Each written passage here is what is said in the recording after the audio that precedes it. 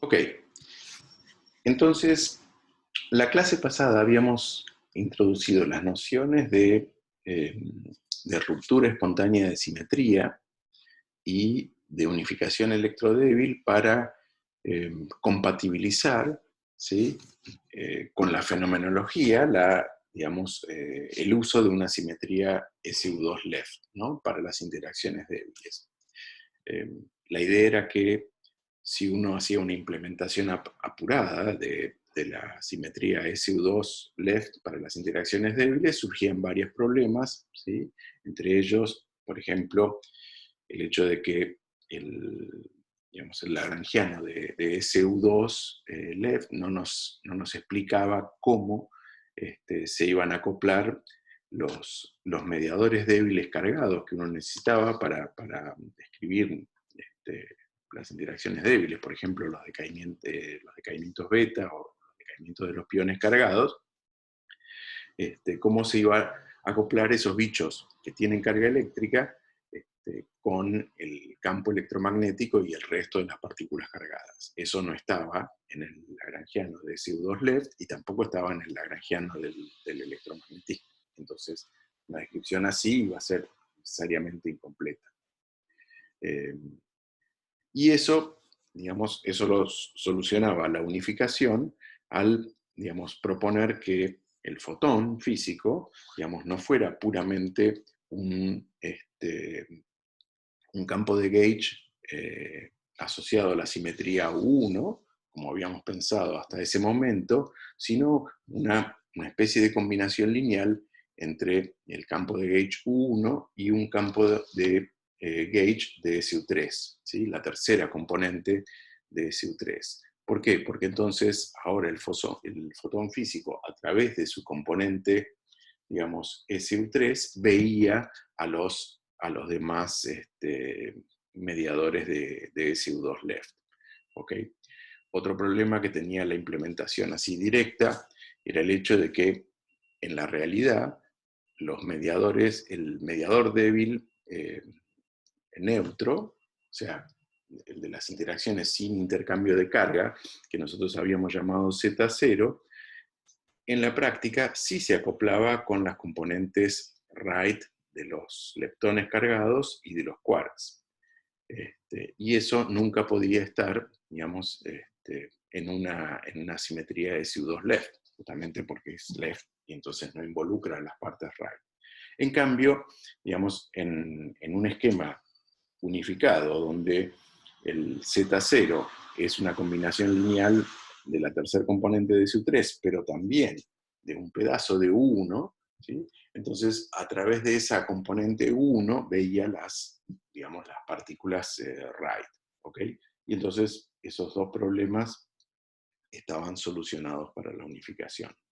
En el caso de la ruptura espontánea, el problema que solucionaba era el hecho de que, digamos, si uno tenía una simetría de gauge SU2, entonces, o en general, cualquier simetría de gauge, digamos, uno no podía poner en el lagrangiano un término, digamos, de masa explícito, que por otro lado uno necesitaba para la fenomenología, ¿no?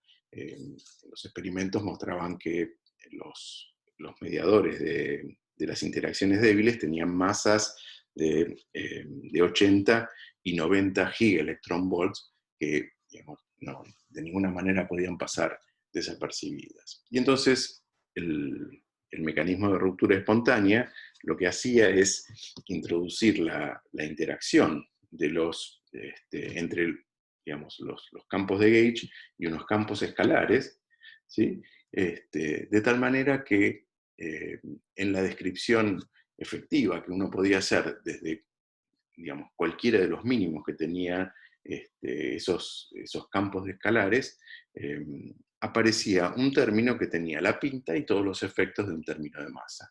Pero, digamos, en un lagrangiano que de ninguna manera rompía la simetría de gauge, solo la rompía a nivel de la descripción. ¿Ok? Bueno,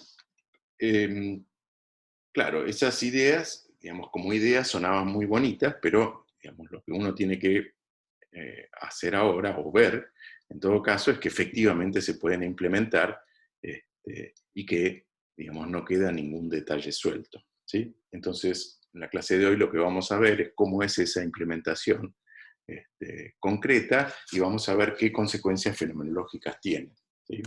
Eh, Fíjense que, digamos, tanto la ruptura espontánea como la unificación electrodébil digamos, son cosas que se propusieron hace más de 50 años, pero digamos, solo muy, muy recientemente se pudo, digamos, chequear experimentalmente esas ideas, ¿ok? Bueno, entonces vamos a ver cómo es todo eso. Eh, Empecemos primero con, digamos, con los campos de gauge, ¿sí? La idea entonces era implementar una simetría de SIG2 left, y para eso nosotros habíamos pensado que, digamos, las transformaciones de SU2 left iban a actuar sobre unos dobletes de campos de Dirac left, por ejemplo, del neutrino, de electrón y el electrón, y lo mismo para las tres familias de leptones, y de dobletes de quarks. ¿Ok?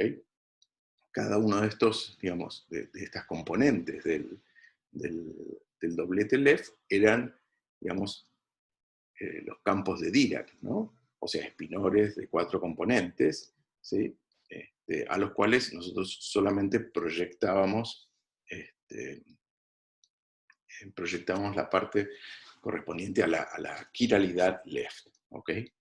Bueno, la transformación iba a ser, digamos, como una especie de rotación de SU2. Si yo pienso, digamos, en estos dobletes como un espinor de 2 componentes, entonces la transformación en que estoy pensando es como una especie de rotación de estos espinores, donde me aparecen, digamos, ¿cómo se llama? Los generadores de SU2 y un parámetro.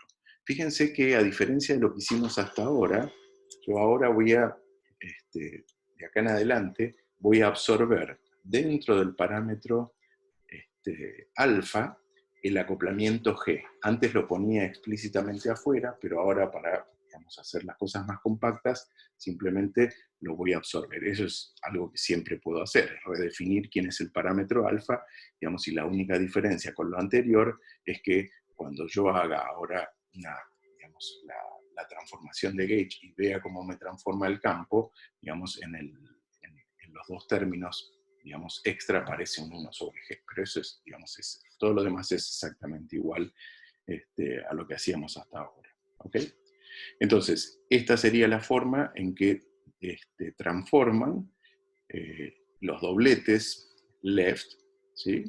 Ante transformaciones de SU2, y fíjense que si yo, de vuelta, pienso esto un espinor de 2 componentes, entonces los generadores son los generadores de SU2, que son las matrices de Pauli. ¿Ok? Y por otro lado, digamos, teníamos una simetría U1, que no era, digamos, simplemente el electromagnetismo, sino que era otra cosa, y que actuaba sobre las componentes right y left de los leptones quark cargados y de los quarks, y las componentes left de los neutrinos. ¿Ok?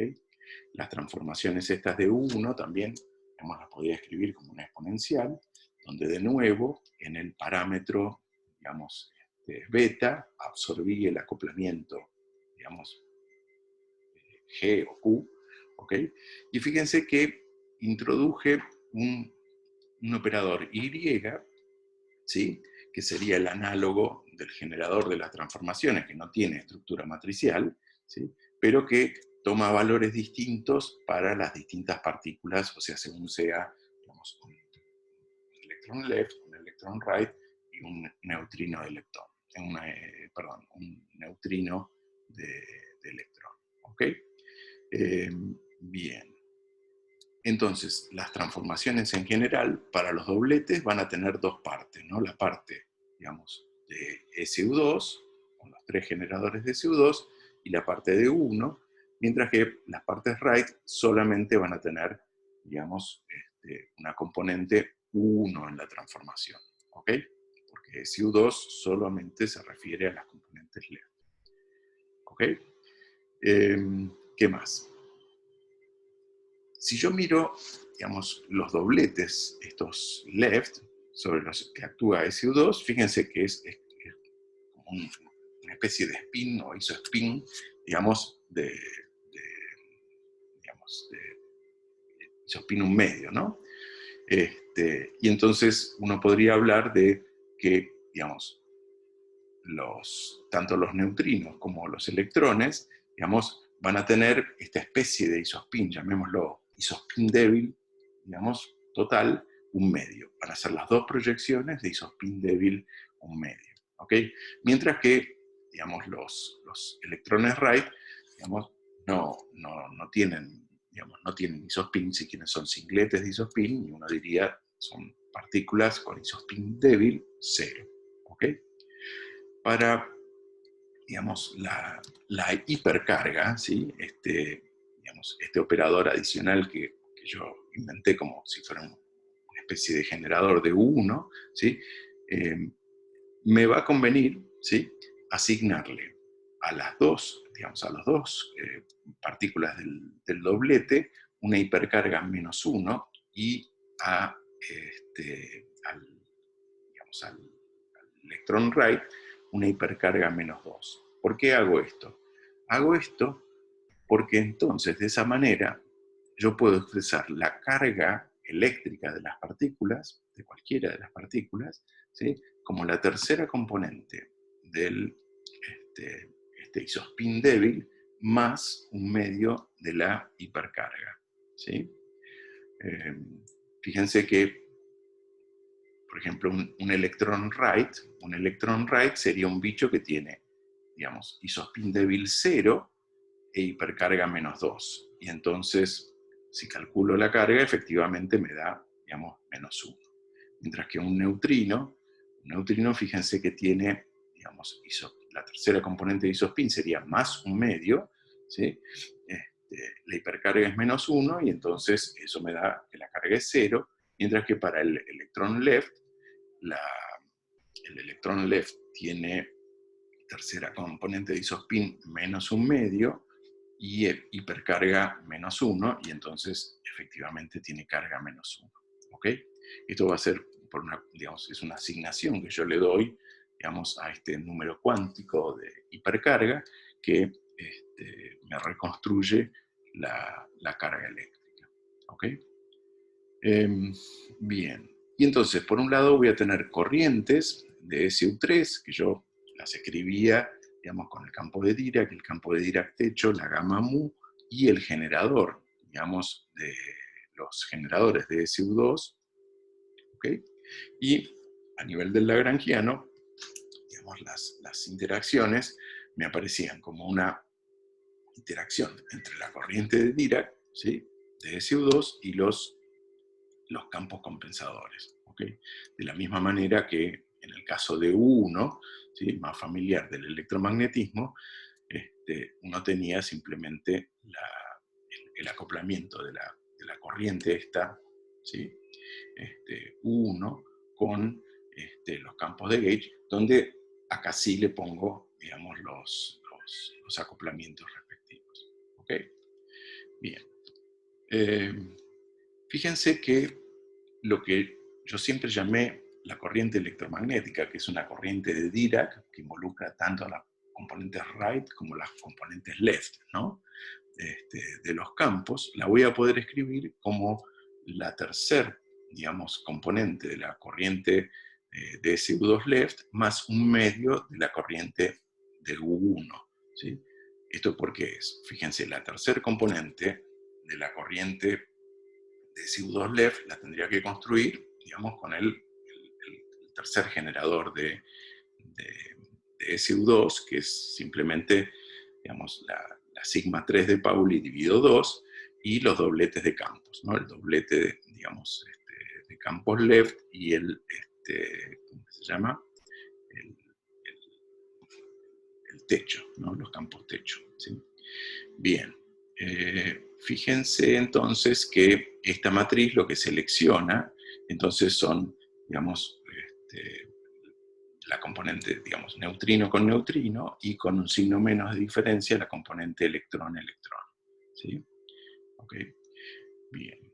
Por otro lado, digamos, un medio de la corriente de U1, digamos, teniendo en cuenta las asignaciones de, digamos, de hipercarga que yo había hecho, fíjense que sería, digamos, la componente right, la componente left y los de neutrinos, cada uno con su valor de hipercarga, y todos ellos divido 2, y entonces si tomo la diferencia, se me cancelan las componentes de neutrino, y entonces lo que me queda es simplemente una corriente de Dirac, ¿sí? Con su parte left y right, digamos, y con una carga -1. ¿Ok? Bien. ¿Tienen alguna pregunta hasta acá? ¿No? ¿Sí? No, no, hasta acá no. Bueno. No griten porque, ¿cómo se llama? Esto se va a complicar un poquito. Bien. Entonces, fíjense que en el lagrangiano, los términos de interacción, entonces siempre me van a acoplar las corrientes de SU3 con los mediadores de SU3, las corrientes de U1 con los mediadores de U1, ¿sí? Y, digamos, si yo explicito, fíjense, voy a tener, digamos, las tres componentes, digamos, las tres corrientes, las tres componentes de la corriente de SU2, perdón, con, digamos, contraída con cada uno de los mediadores, ¿sí? Ahora, de los primeros dos términos es de donde va a salir, digamos, los términos de interacción del W más y el W menos. ¿Sí? ¿Se acuerdan que el W más y el W menos los escribíamos como una combinación lineal, digamos, con coeficientes complejos del W1 y el W2? Y, digamos, vía la idea de unificación de las combinaciones lineales entre, digamos, el W3, o sea, la tercer componente, digamos, de SU2, ¿sí? Y el B, que es el mediador de U1, entonces de ahí yo voy a tener que sacar, digamos, las interacciones, tanto del fotón como las del Z0. ¿Ok? Fíjense que, digamos, una manera digamos, de pensar la unificación, ¿sí? Es decir, bueno, el fotón físico que yo veo, entonces es un pedazo de U1 y un pedazo digamos, del W3. Y de la misma manera, el Z0 es la combinación ortogonal, ¿sí?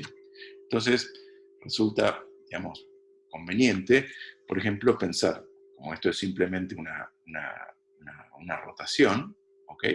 Entonces, escribirlo en términos de un único, digamos, de un único parámetro que es el ángulo de rotación, ¿ok? Y entonces, bueno, por supuesto, digamos, voy a tener digamos, la rotación inversa que, digamos, me escribe unos digamos, en términos de los otros y viceversa. ¿Okay? Entonces, si yo reemplazo explícitamente en esos últimos dos términos, de donde tiene que salir, digamos, la interacción del fotón físico y del Z0, ¿okay? Reemplazo simplemente sustituyendo el W3 y el B mu, digamos, por lo que son, en términos de los campos físicos.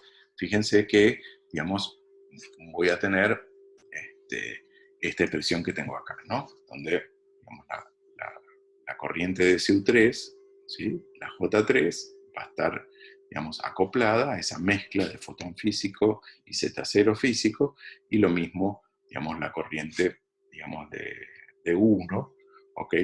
Va a estar acoplada con esta combinación lineal, ¿sí? Pero claro, digamos, si yo ahora, ¿sí? Digamos, agrupo todo lo que está acoplado al fotón físico por un lado y todo lo que está acoplado al Z0 físico por otro, ¿ok? Entonces, esa combinación de corrientes, por ejemplo, que yo tengo, digamos, acoplada al fotón físico, ¿qué tendría que ser? Tendría que ser, digamos, la corriente electromagnética. O sea, si A mu, ¿sí? Es, digamos, el campo electromagnético, entonces esa corriente que está entre paréntesis y que tiene dos pedazos tendría que ser la corriente electromagnética. Pero, digamos, en el slide anterior yo les había mostrado que esa corriente electromagnética, digamos, la tenía que escribir como la tercer componente de la corriente de ese U2, ¿ok? Más un medio de la corriente de U1, ¿sí? Para que eso ocurra, fíjense que yo necesitaría que, digamos, esta cantidad G por, digamos, el seno del ángulo de, digamos, de mezcla, ¿sí? Sea igual a la carga eléctrica, y lo mismo que, digamos, G' por el coseno del ángulo de mezcla sea también igual a la carga eléctrica. Entonces, para que AMU sea lo que yo siempre llamé fotón, entonces necesito que exista esta relación entre los parámetros. Claro, supongamos que es así, y entonces eso lo que hace es decirme ahora, digamos, exactamente cómo va a ser el acoplamiento del Z, ¿ok? Digamos, en términos de la carga eléctrica y el ángulo de mezcla, y también me va a decir exactamente, digamos, cuánto de componente right va a haber, digamos, acoplándose con el Z. Fíjense que, digamos, esto, digamos, me impone si quieren, una restricción muy fuerte, ¿sí? Sobre, digamos, lo que es el contenido del Z y cómo es su acoplamiento, ¿ok? ¿De acuerdo? Si lo quieren pensar, ¿sí? De otra manera, yo originalmente en el lagrangiano, los acoplamientos de SU2 y de U1 los había llamado G y G', ¿sí? Y ahora, entonces, en lugar de usar G y G' como los acoplamientos, estoy usando estas otras dos cantidades, ¿sí? La carga eléctrica, ¿sí? Y el ángulo de mezcla, ¿ok? Pero, digamos, si yo determino qué es, digamos, cuál es el ángulo de mezcla, ¿sí? Para determinar la intensidad del acoplamiento del Z0, por ejemplo, con los neutrinos, eso automáticamente me va a decir, digamos, cuánto de la corriente, digamos, right va a estar acoplada con el Z, ¿ok? ¿De acuerdo? No sé si esto está claro hasta acá. Sí, más o menos. Yo tengo Sí. una duda. Vos dijiste, o sea, acá hiciste el cambio de variables, Ujú, hiciste, apareció AMU y dijiste, bueno, este es el campo que representa el fotón. ujú. Pero, por qué puedes decir eso? O si decís eso, ¿qué significado tenían los otros campos, el W y el B, que tenías antes entonces? A ver, los campos W, ¿sí? Eran los campos de gauge de la simetría SU2 left, ¿ok? ¿Sí? Y Claro. el campo B mayúscula era, digamos, el campo de gauge, el campo compensador de la simetría U1, ¿sí? Lo que pasa es que lo que yo dije es, bueno, el U1, ¿sí? Que yo siempre identifiqué con el electromagnetismo, ya no va a ser, digamos, simplemente el campo electromagnético, ¿sí? Entonces, ese campo B, digamos, es una simetría U1 que tiene la naturaleza, pero que no es exactamente, digamos, lo que yo siempre llamé electromagnetismo. En realidad, digamos, lo que yo llamo el electromagnetismo, y que está representado por el campo A, ¿sí? Es una combinación lineal entre el campo B de U1 y la tercer componente de SU2 left, el W3. ¿Ok? La ventaja de eso, ¿sí? Es que entonces, ahora, el campo, digamos, AMU, que es el campo físico, ¿sí? Va a ver a los otros campos W. ¿Por qué? Porque como el campo AMU tiene un pedacito W3, el W3 ve a los otros Ws. Y entonces con eso yo tengo, digamos, una forma de interacción entre el fotón físico y los campos W más y W menos que necesito en las interacciones débiles. ¿Ok? Y entonces con eso soluciono uno de los problemas. ¿Okay? Yo lo que estoy, digamos, construyéndome, ¿sí? Es una teoría donde haya una mu, ¿sí? Que se acopla, digamos, exactamente como yo quería, ¿no? Con las componentes right y left de las partículas cargadas, ¿sí? Y que haya un Z, digamos, un Z0 que se acople, digamos, con las componentes left de los neutrinos y con las componentes right de los leptones cargados y de los quarks. ¿Ok? No sé si... Claro. Sí, Pero entonces, una duda que tengo, que sí. supongo que tengo flojo de antes, pero ¿cómo sabes que el campo AMU es una combinación del campo de U1B y el W3? O sea, yo estoy construyendo explícitamente que sea así. O sea, yo estoy viendo, o si querés, yo estoy viendo, ¿sí? Si me puedo construir una mu, no sé, ¿ok? Que por definición sea una combinación lineal de B mu, digamos, de 1 y W3 de SU2 left, ¿ok? Digamos, que, digamos, se acople con las partículas que tienen carga eléctrica de la misma manera que, digamos, se acoplaban digamos, en la ecuación de Dirac con el electromagnetismo. ¿Ok? Yo estoy construyendo. Claro, y después impones que la corriente que tenés con el campo AMU sea la corriente de siempre, la del campo electromagnético, Claro, ¿no? o sea, digo, ¿qué es lo que tengo que pedir para que lo que se acople a AMU sea lo de siempre? ¿Sí? O sea, sea la parte Claro, right perfecto. y left de un electrón. ¿Ok? Estoy viendo si lo puedo hacer, ¿no? ¿Ok? Genial, Este, genial. Mil porque gracias. de esa manera voy a tener, digamos, lo que yo necesito, ¿no? Un fotón que se acopla a los W cargados, ¿sí? Y un Z0 que se acopla a las partes right, ¿sí? De los quarks y de los leptones cargados, pero no de los neutrinos. ¿Ok? Bueno, Claro, perfecto. bien. Bueno. Y entonces, ok, este, por supuesto yo tendría que ver que toda la fenomenología es consistente con esto, ¿no? Este, bien, entonces, fíjense que si ahora yo escribo explícitamente cómo sería, digamos, el lagrangiano, ¿no? De todas estas partículas de Dirac y de todos estos campos de gauge, yo tendría, por un lado, un término, digamos, que involucra a los campos de Dirac, ¿sí? Left y right, ¿sí? Con los campos de gauge a través de lo que son estas derivadas covariantes. O sea, acá lo que yo tengo son un montón de, digamos, de ecuaciones de Dirac o de lagrangianos de Dirac, ¿sí? Para todas estas partículas, left y right, donde en lugar de poner simplemente la derivada ordinaria, puse la derivada covariante. ¿Ok? Y entonces la derivada covariante tiene una parte, digamos, que me emparcha, digamos, los desastres que yo haga cuando hago, digamos, la transformación SU2 y también, digamos, los desastres que haga cuando hago la transformación U1. ¿Ok?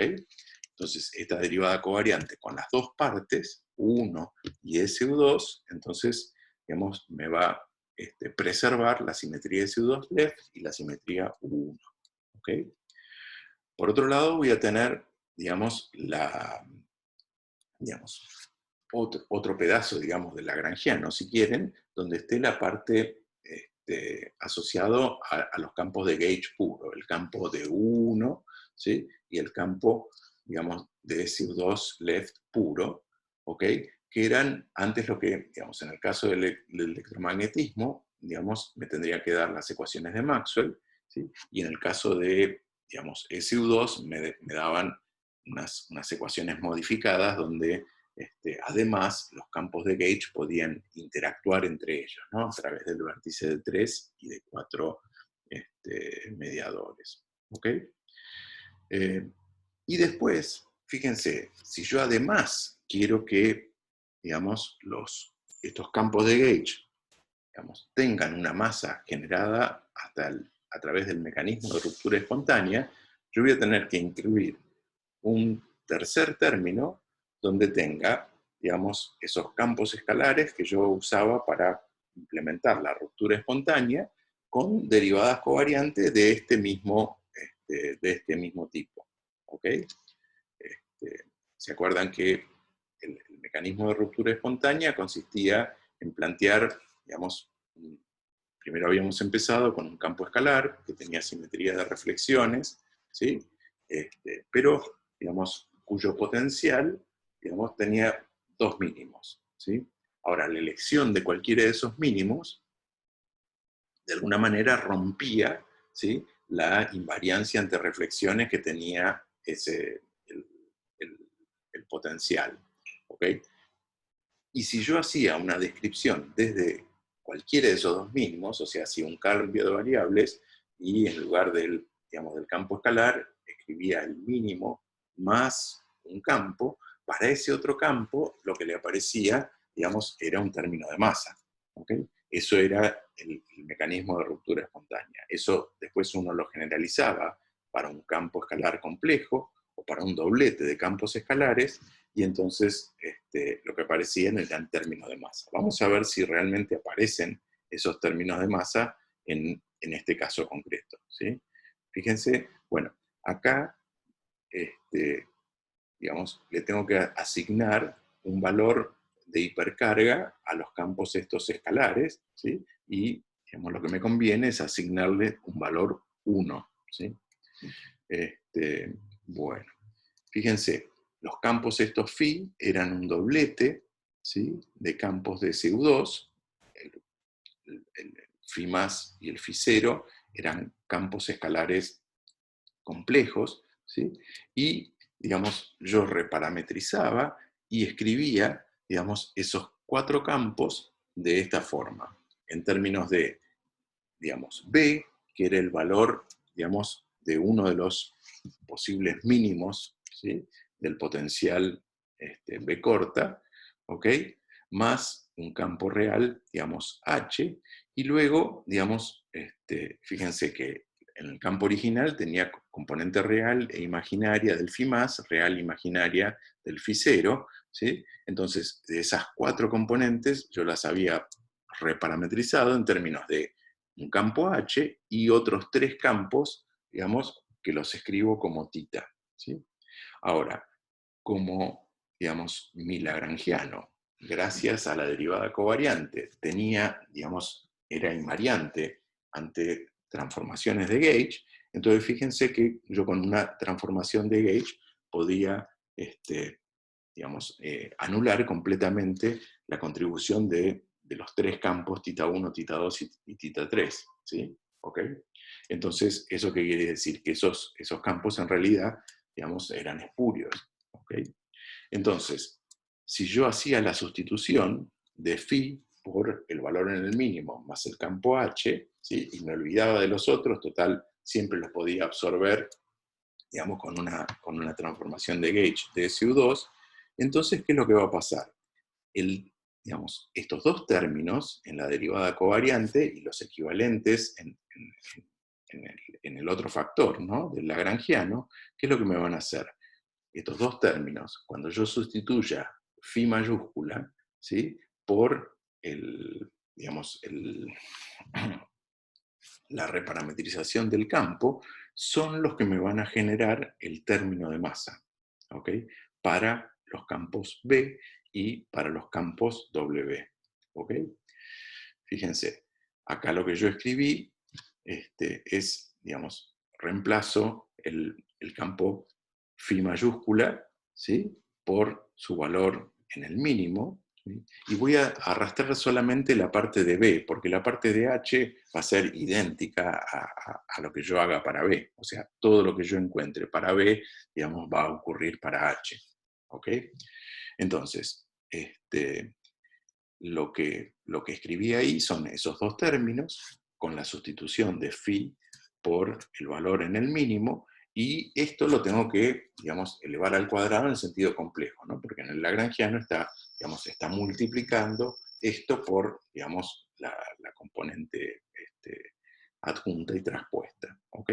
Entonces, yo digamos, de esta cuentita que tengo que hacer, tendrían que salir los términos de masa, ¿sí?, para el B y los W1, 2 y 3, Y lo que necesito, ¿sí?, es que, digamos, este mecanismo le dé masa a los W más, al W menos y al Z, pero no le dé masa al fotón, ¿ok?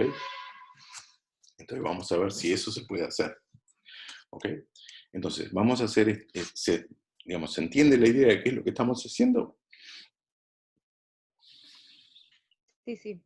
¿Sí? Sí, sí. Bueno, entonces tenemos que hacer digamos, este pedacito de cuenta, ¿no? Pero fíjense que acá yo tengo digamos, hay un factor común 1 sobre raíz de 2, que cuando eleva al cuadrado se va a transformar en un medio, ¿ok? Después,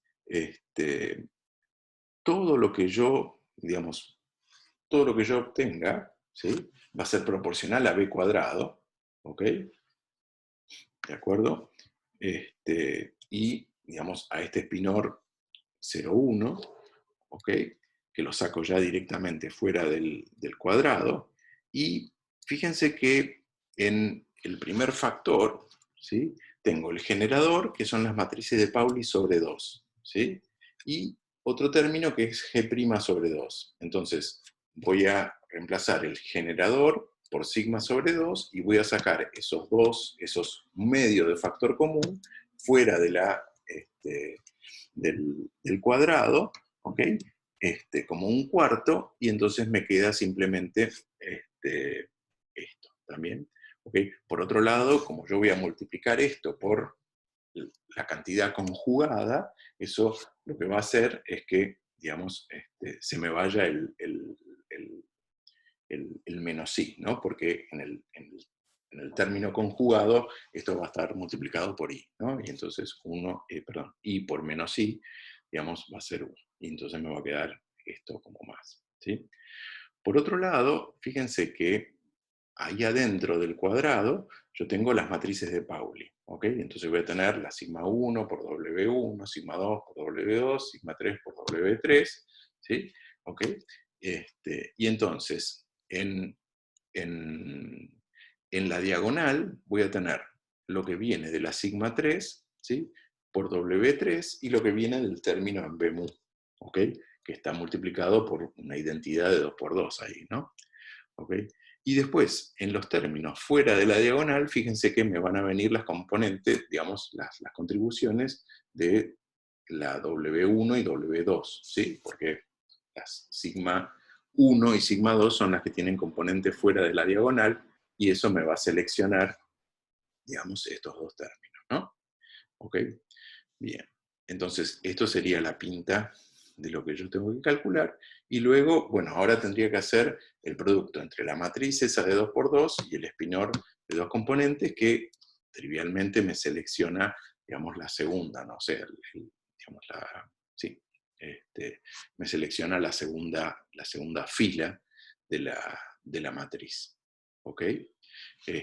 Y lo tengo que elevar al cuadrado en sentido complejo, es decir, multiplicarlo por el conjugado, ¿sí?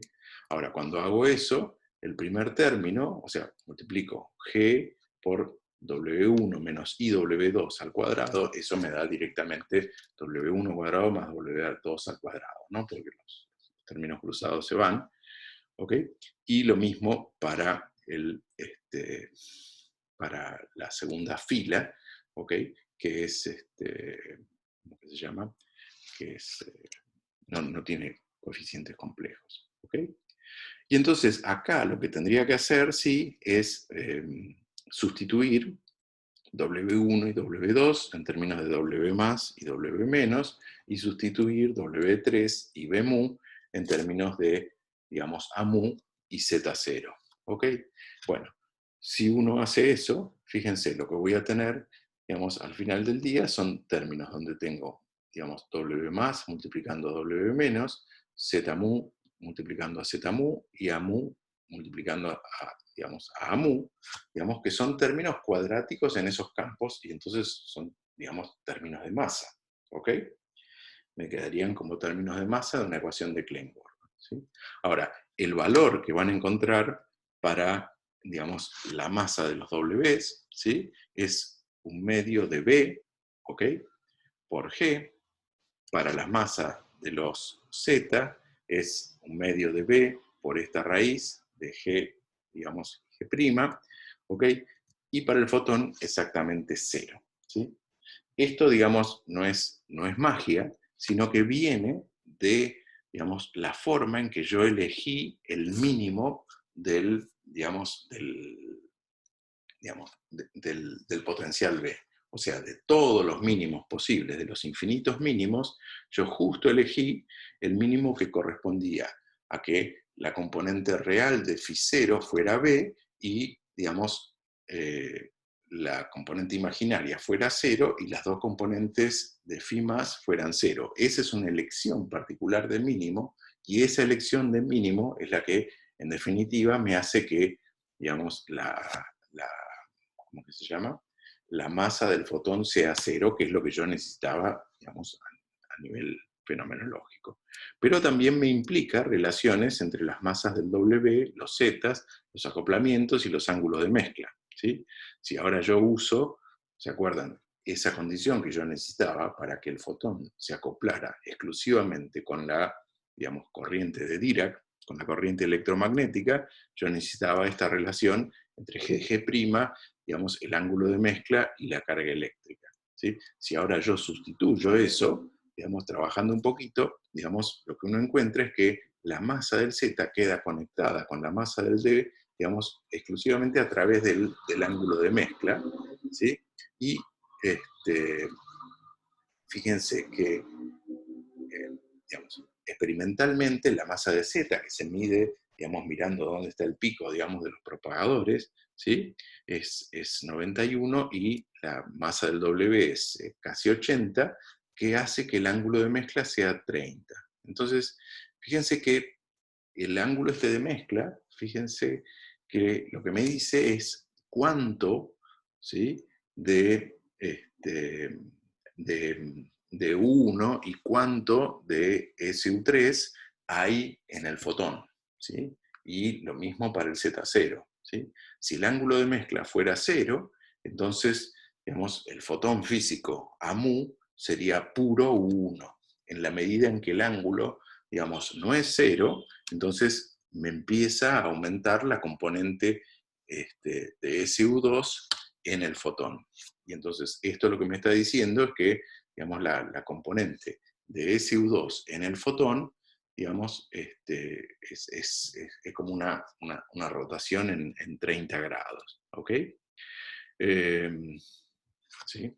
O sea, si el ángulo de mezcla fuera 0, entonces el fotón sería puro U1. En la medida en que yo tengo, digamos, un ángulo de mezcla distinto de 0, entonces me empieza a aparecer una componente más importante de, digamos, de SU2. Lo mismo para el Z, ¿no? Si el ángulo de mezcla fuera 0, entonces el Z0 sería puro W3, ¿ok? Y en la medida en que no lo es, me aparece una componente de B mu, ¿ok?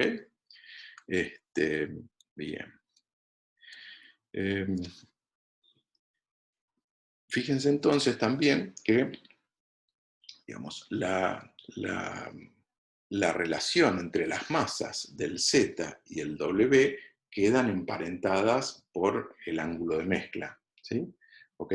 Y el ángulo de mezcla, ¿se acuerdan? Yo de alguna manera lo tenía fijado por la intensidad del acoplamiento del Z con los neutrinos. Entonces, todo queda interrelacionado y, digamos, para que esto funcione, toda la fenomenología tiene que satisfacer todas estas relaciones. Y esto es justamente lo que les digo que, digamos, que vale, o sea, no solo vale, sino que se chequeó experimentalmente con 3 cifras, y en algunos casos 4 cifras significativas durante los años 90. ¿Ok? Bueno. Bien. Pero por supuesto, digamos, todavía me falta, digamos, ver cuáles son las consecuencias fenomenológicas asociadas a estos campos phi que yo estoy metiendo, ¿sí?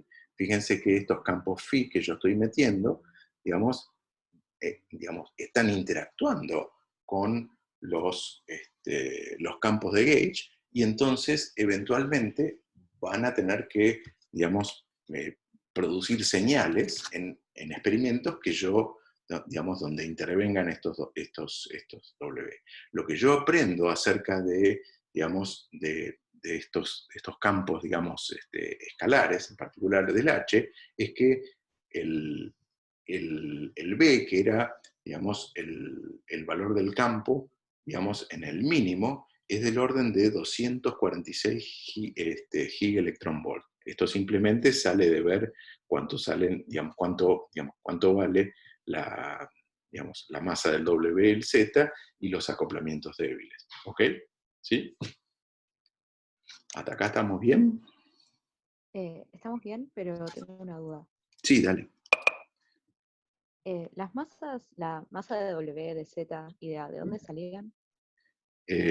Y, por ejemplo, de vos hacer un experimento donde, digamos, el mediador es un W o un Z, y entonces en ver, digamos, dónde esa, digamos, la sección eficaz, o sea, la probabilidad de eso tenía un pico, ¿sí? ¿Se acuerdan, por ejemplo, si yo tengo el decamiento de un pi más, ¿sí?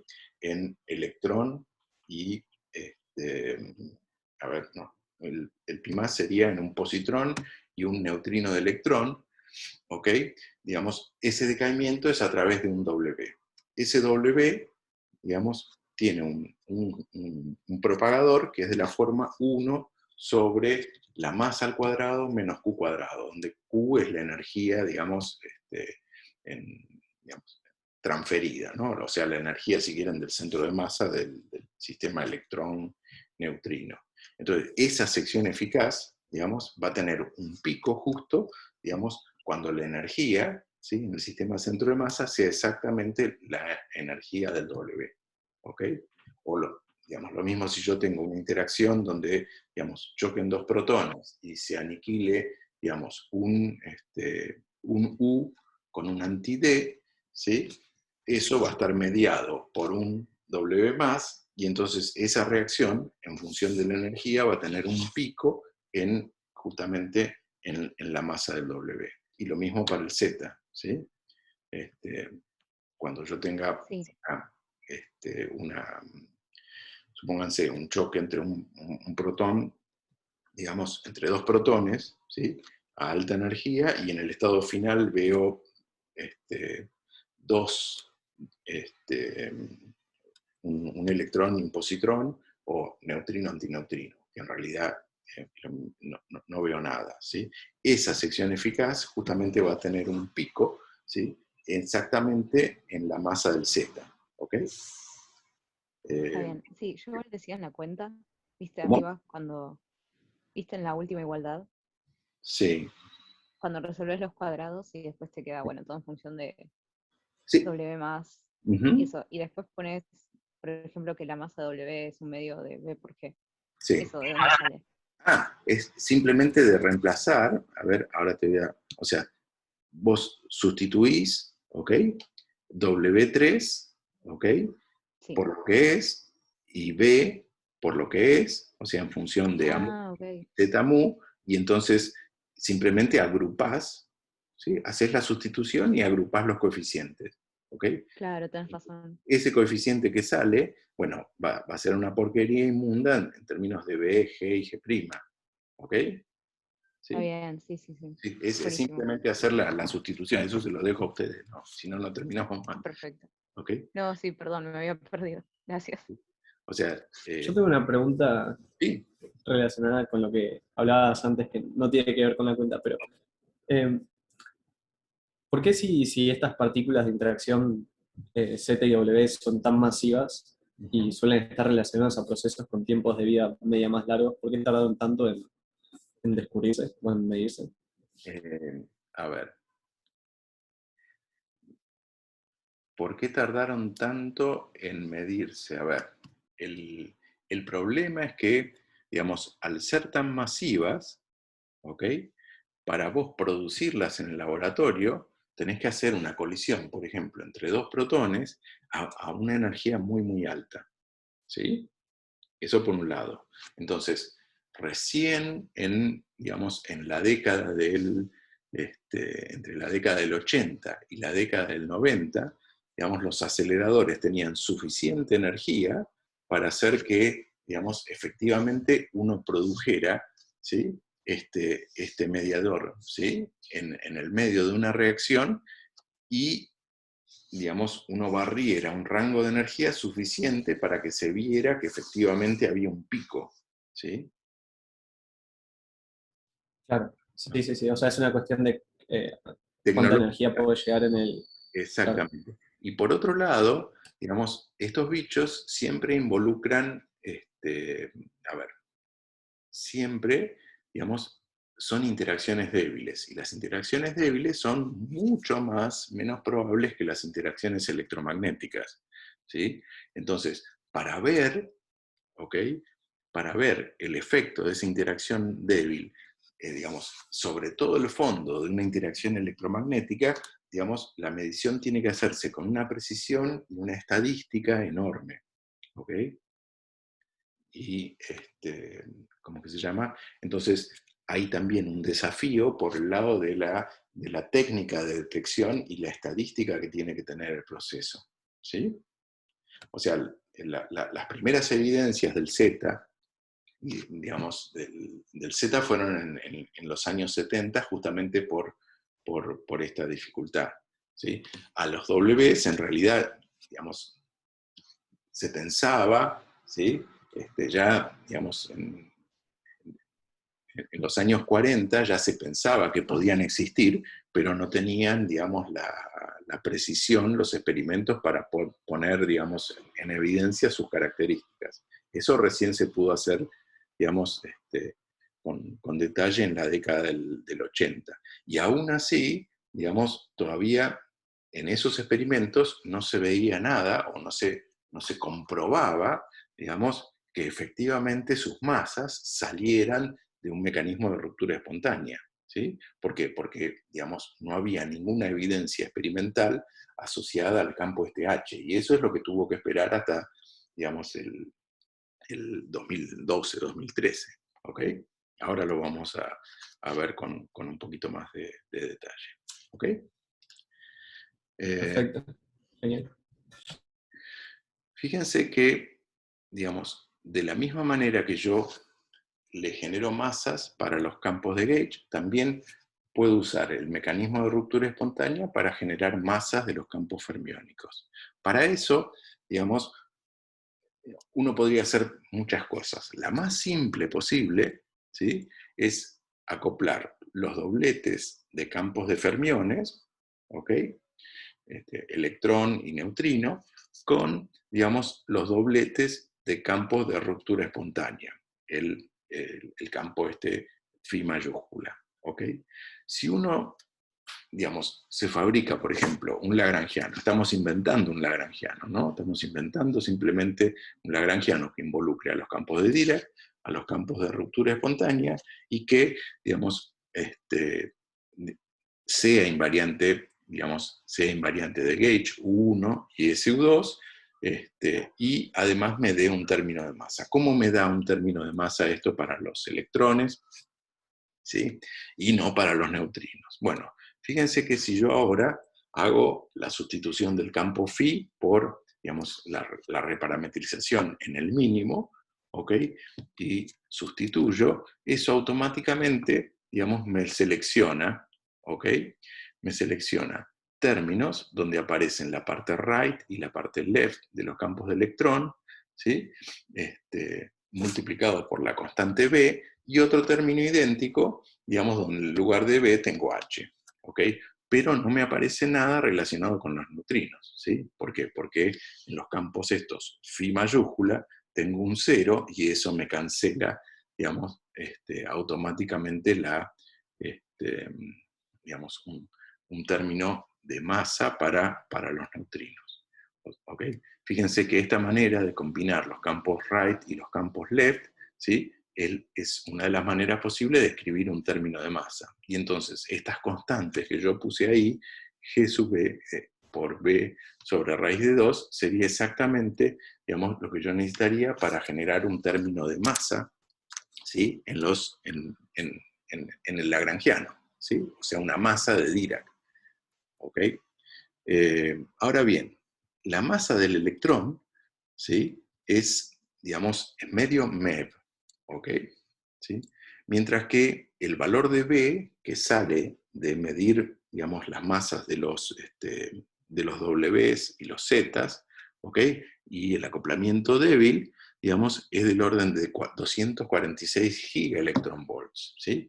Y entonces eso hace que la constante, esa G sub B, que me va a aparecer en el, digamos, en el lagrangiano, sea un número muy, muy, muy chiquito, ¿sí? ¿Ok? Bueno, macanudo. Igual yo, digamos, a pesar de ese número muy chiquito, digamos, o debido a ese número muy chiquito, yo tengo, digamos, un término de masa para los electrones que yo necesito. Pero fíjense que el segundo término, digamos, ahí ¿qué es lo que aparece? Aparecen los campos de electrones y el campo H, ¿sí? Que yo lo puedo pensar como una interacción entre, digamos, el electrón y el campo H de Higgs, ¿ok? Entonces, debido a que la masa del electrón es tan chiquita, ¿sí? Entonces la constante G es muy chiquita y eso va a hacer que el acoplamiento, digamos, de los electrones con el Higgs sea muy, muy chiquito, ¿sí? Y entonces por eso es que, digamos, hasta ahora habíamos vivido, digamos, tranquilamente, digamos, ignorando la existencia de este campo de Higgs, ¿sí? Que al mismo tiempo que me genera una masa para los electrones, ¿sí? Digamos, también, digamos, me introduce una interacción con esos electrones, ¿ok? Pero como esa interacción es tan chiquita, digamos, hasta ahora lo habíamos podido ignorar. Pero si medimos con suficiente precisión, la idea entonces es que va a aparecer, digamos, eh, digamos, digamos, observaciones, evidencias asociadas a esta interacción, ¿sí? Ahora, si en lugar de pensar en un electrón, ¿sí? Que es tan livianito, ¿sí? Yo pensara en un quark top, que tiene una masa bestial de 174 gigaelectronvolts, fíjense que en ese caso, cuando yo le genere la masa, digamos, al quark top, la constante G para el quark top, ahora, digamos, va a ser 1000 veces más grande. ¿Y eso qué me va a decir? Me va a decir que el acoplamiento entre el quark top y el campo de Higgs, digamos, va a ser muchísimo, muchísimo más grande. ¿De acuerdo? ¿Se entiende digamos, la relación hasta acá? Sí, sí. Bien. Lo que no entiendo es si la interacción es entre electrones con distinta quiralidad o si No, puede no. ser entre cualquier tipo de electrón. No, bueno, la interacción es, ¿cómo que se llama? A ver, cómo lo podríamos pensar? Sí, de alguna manera, digamos, es un electrón right que entra y digamos, y un electrón left que sale, ¿sí? Entonces le cambiaría, ¿sí? La quiralidad al electrón. Sí, exacto. Ujú. Ok, perfecto. Bien. Fíjense que esto, digamos, por más que me dice, digamos, cuánto vale, o sea, la fenomenología del W y el Z me dicen cuánto vale B, que es digamos, el valor de expectación de vacío, digamos, del potencial, ¿sí? O del campo de Higgs, ¿sí? Pero no me dice cuánto es la masa de este campo de Higgs, ¿sí? ¿Se acuerdan que cuando yo hacía la ruptura espontánea me aparecía un término de masa para el campo, digamos, H, pero digamos, ese término de masa iba con, digamos, el valor de expectación de vacío, el B cuadrado, pero además dependía del lambda. Y del lambda todavía, digamos, a mí no me apareció en la fenomenología, ¿sí?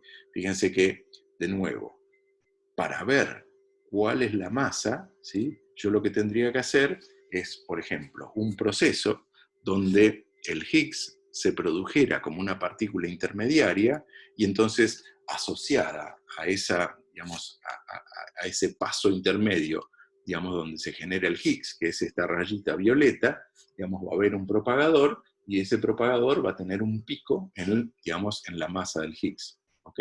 Entonces, mirando esta reacción, ¿sí?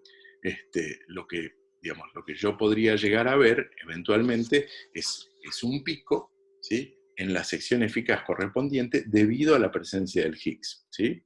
Acá, digamos, lo que yo tengo es en el estado inicial, bien a la izquierda, ¿sí?, son 2 protones, ¿sí? De esos 2 protones, ¿sí?, un gluón, ¿sí?, que lleva parte del impulso del protón, digamos, por ejemplo, crea un par TT barra, ¿sí?, y un gluón del segundo protón, digamos, interactúa con él. Ahora ellos, digamos, los dos, el T y el T barra, digamos, se fusionan, ¿sí?, y se acoplan a un Higgs, ¿sí? Ese Higgs vive, ¿sí?, pero como, digamos, como vamos a ver, es bastante masivo, decae y decae de nuevo en, digamos, un par top-antitop, y ese top-antitop luego decae en 2 fotones. Entonces yo lo que tengo es un proceso donde, digamos, interactúan, ¿sí?, chocan 2 protones, ¿sí?, y en el estado final veo 2 fotones, ¿sí? Ahora, ¿por qué este, digamos, proceso, digamos, me va a servir, ¿sí?, o va a ser, digamos, mejor que otros? Porque el acoplamiento, ¿sí?, la interacción, digamos, del Higgs, digamos, como es de alguna manera proporcional a la masa de la partícula con la que está interactuando, entonces, digamos, yo tengo muchas más chances si en ese triangulito, digamos, circula un top o un bottom, ¿sí?, otro quark muy, muy pesado, y no un electrón, ¿sí? ¿Por qué? Porque si en el circulito, digamos, si,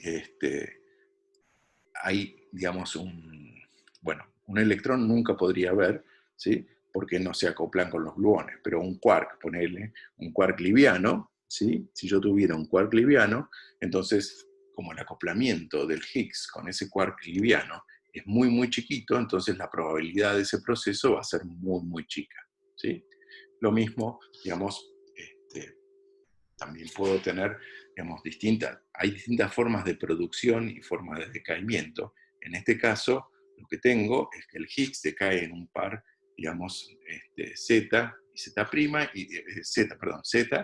Z0, y ese Z0 decae luego, por ejemplo, en dos leptones. Y entonces la señal que yo tengo al final del día, ¿sí?, es la señal digamos, de 4 leptones, pero con, digamos, el piquito asociado al propagador del Higgs. No sé si, o sea, la idea es que en el proceso que yo use, ¿sí?, para poner en evidencia el Higgs, digamos, tiene que involucrar, digamos, típicamente quarks lo más pesados posibles, ¿ok? Porque, digamos, la interacción entre ellos y el Higgs, digamos, es muy grande. Está favorecida respecto de otras, ¿ok? No sé si Bien, bien. se entendió la idea, ¿sí? Vamos a ver, digamos, con un poquito de detalle. Bueno, esto, digamos se buscó explícitamente, se viene buscando hace muchísimos, muchísimos años, y recién, digamos, hace unos años, se pudo determinar y se encontró que efectivamente, digamos, la masa con que se manifiesta, digamos, el Higgs es de 125, 126 gigaelectronvolts, ¿ok? Eso ahora enseguida les voy a contar con un poquito más de detalle cuál es la idea, ¿sí? Pero antes, fíjense lo siguiente, digamos, este mecanismo para generar masas de los fermiones me sirve para dar masa a los electrones, pero no le da masa a los neutrinos. Bueno, perfecto, porque yo no tengo ninguna evidencia, digamos, hasta ahora de que haya neutrinos masivos, ¿sí? Podría haberla, ¿sí? Pero bueno, por ahora no hay. Pero fíjense que si yo ahora, en lugar de poner el doblete, digamos, correspondientes a una familia de leptones, o sea, el electrón y su neutrino, yo pusiera, digamos, un doblete de quarks, ¿sí? Por ejemplo, un U y un D, digamos, este término me generaría masa para el D, pero no me generaría masa para el U. No sé si lo ven, ¿ok? Así como, digamos, antes no me generaba masas para digamos, los neutrinos, digamos, esta forma de escribir el lagrangiano, ¿sí? No me generaría masas para los quarks U. ¿Ok? ¿Eso lo ven? Sí, ahí se ve, digamos, ¿Sí? por analogía, creo, ¿no? Claro, exacto. O sea, como el phi, digamos, va a tener un 0 en la componente de arriba, cuando yo haga el producto, digamos, no me van a aparecer términos de masa para el U. ¿Ok? Si yo quiero que aparezcan términos de masa para el U, tengo que agregar otro término en el lagrangiano, ¿sí? Y ese término, digamos, lo tengo que escribir no en términos de los campos phi, sino de otra cosa. Por ejemplo, yo lo podría definir, digamos, un doblete de anticampos, o sea, un doblete donde estén los anticampos asociados al phi más y al phi cero, digamos que digamos, lo puedo llamar phi menos y ¿cómo se llama? Antificero, ¿sí?